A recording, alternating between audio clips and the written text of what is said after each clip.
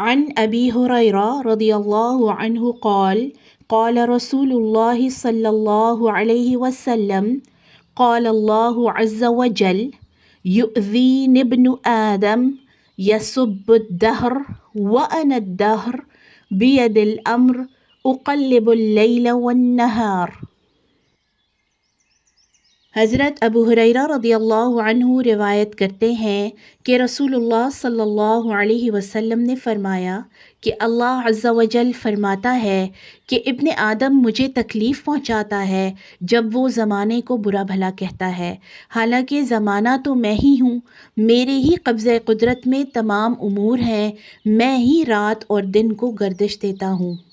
इस हदीस मुबारका में ज़माने और वक्त को बुरा कहने से मना किया गया है क्योंकि ज़माने और वक्त का खालिक अल्लाह ताला है और तमाम उमूर उसी के कब्ज़े कुदरत में हैं और उसी की इजाज़त से पेश आते हैं।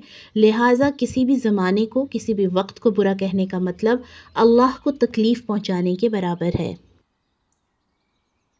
Abu Hurairah radiallahu anhu reported that the Messenger of Allah sallallahu alaihi wasallam said that Allah subhanahu wa ta'ala said, "The son of Adam hurts me for he abuses time, though I am time, in my hands are all things, and I cause the revolution of day and night."